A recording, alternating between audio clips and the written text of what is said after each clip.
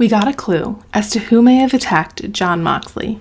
Jericho and Darius Martin almost broke their necks. And the results of the Inner Circle tag match burned a hole in my soul. All of this on AEW Dynamite. Let's talk about it. We start off with Dark Order coming out, and -1 is back. They sang happy birthday to him, and they had a candlelit cake and everything. They even teased Hangman joining. But their celebration was cut short due to Luther and Serpentico. They came out saying that AEW is becoming a daycare. And of course, they started a brawl. TH2 and Hangman joined in. And then we had an 8-man match. Dark Order wins, and Serpentico is confronted by -1.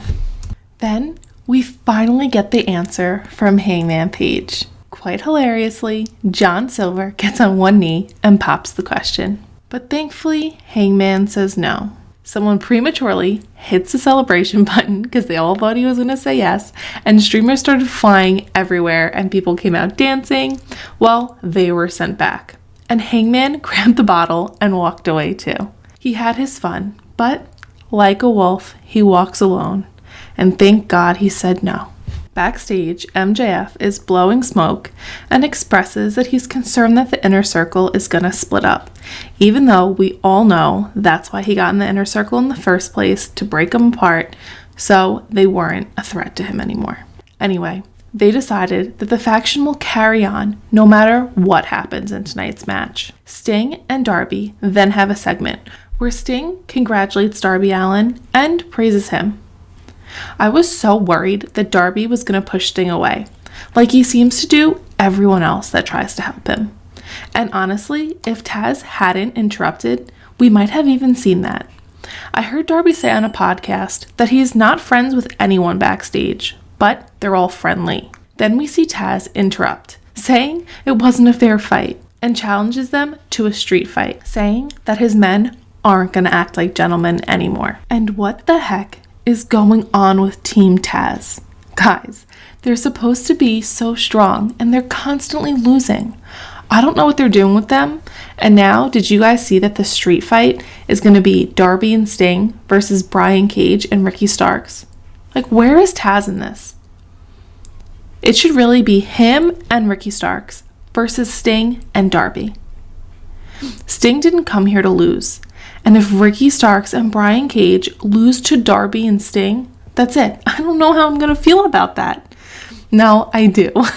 I'll be pissed. Then we have the meeting of the elites at Kenny Omega's house, who isn't even there.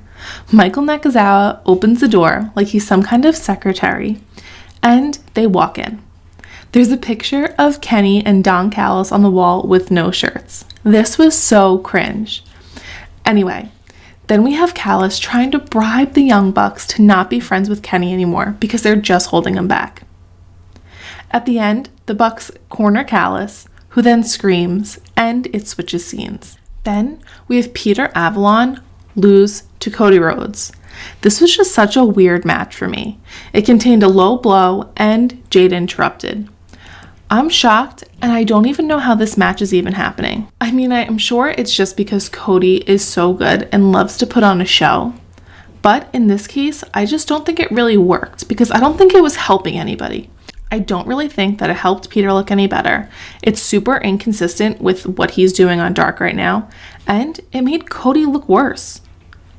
So I'm not really sure where they're going with this, but I'm sure next week, after the next Dynamite, I'm going to be taking my words back and we'll have seen what the point of this match was. But if we don't find out soon, then I think it was pointless and weird, and I don't know why it happened.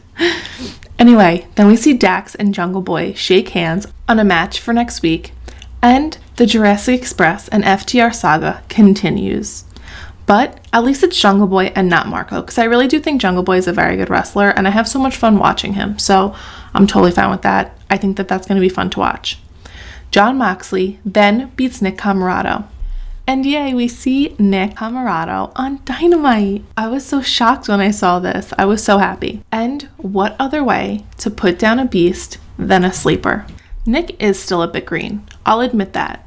but I think it's that traditional wrestler look that's getting me. Moxley then tells Omega all roads in wrestling lead through him. And I had the realization that the Good Brothers probably were the ones who attacked Jon Moxley. The pieces are all coming together, guys. I have a feeling we're really going to find out soon, and I wouldn't be shocked if it was the Good Brothers. I had no idea who it could have been then, but I think that it's them. Backstage, Lance Archer challenges Eddie Kingston. Omega then sees Don Callis wearing sunglasses covering a black eye, probably from the Bucks, but he doesn't confirm it. It probably was, but honestly, he's probably happy about it because this only helps him keep the Bucks away from Kenny for longer, especially if they attacked him. You know Kenny's going to take his side. Matt Sydal and Top Flight then face Matt Hardy and Private Party, which had the latter winning. Also, using a chair shot, Darius Martin almost hit a pretty impressive move, but man, I wouldn't be shocked if he broke his neck. Did you guys see that? He landed right on his head. That was so crazy to watch. My thoughts on Matt Hardy changed so drastically throughout this match. At first, I was thinking, I don't think I like Matt Hardy like this. To feeling like whatever I feel about Matt Hardy just got lost because when Isaiah Cassidy used the chair and him and Mark Quinn smiled at each other, it was so golden. I was like, I don't even care. Like, this is so good. It was such a good moment to watch. But honestly, guys, where is Matt Hardy's place? And did you guys notice? I don't know if his pants were too tight or if he was having trouble walking, but I just don't think he should be taking bumps like that. Oh, and yesterday, I didn't remember that his persona's name. I thought it was Mad Money Matt. I wasn't positive. It's Big Money Matt. Anyway, I just wanted to add that in here because when I heard it on Dynamite, I was like, oh, I was wrong. The losers angrily confronted them and get attacked. So I think it's safe to say they're turning heel. We get another scene from the Inner Circle being anxious about their match. And they were a little hostile towards Jericho, and I don't blame them. Orange Cassidy is chilling in the crowd while Chuck Taylor comes out in his butler outfit. Penelope then beats Layla Hirsch, who was good, but a little unpolished. Hirsch's height was so apparent in this match, and she did pretty good for a bit until she made the foolish decision to get out of the ring. Afterwards, Chuck Taylor had to tell Orange Cassidy that Mira was his best friend. And honestly, it seemed so hard for him to say, but I don't really know why, because Orange was there, he saw that it was forced. So I don't think he should have gotten too offended by that, you know? Finally, we have the triple threat match to determine the Inner Circle's tag team. This was solid, but a little sloppy at times. MJF tags right out, and at first, Jericho was being nice. But once Sammy felt disrespected, he got a power-up, and Jericho almost didn't roll out. Santana and Ortiz performed the best as a team, but Sammy and Hager outshined everyone. It's funny, because this whole thing is happening because of MJF, and he's the one who barely wrestled. And, of course, Jake Hager made sure that nobody was messing around. He made sure that Jericho didn't use his bat, and MJF didn't use his ring. Overall, this was a good show. Better than average, I'd say. We mostly got advancements in storylines instead of a bunch of A-grade matches. The only thing that really bothered me is I think Avalon just got too much time against Cody, and it didn't really benefit anyone. Private Party's slow and gradual descent to the dark side has been wonderfully done. The best match of the night was the main event. It's interesting to see this happen to the Inner Circle, but we kind of all called it when MJF came in. It's so concerning to me that Jericho literally almost really hurt himself and may have really hurt himself when he landed on his forehead doing a flip off the middle rope. He may really need to consider wrestling differently so he doesn't hurt himself like this again. Because when I saw that, at first I was like, oh my gosh, I want to see a replay because I couldn't believe what I saw.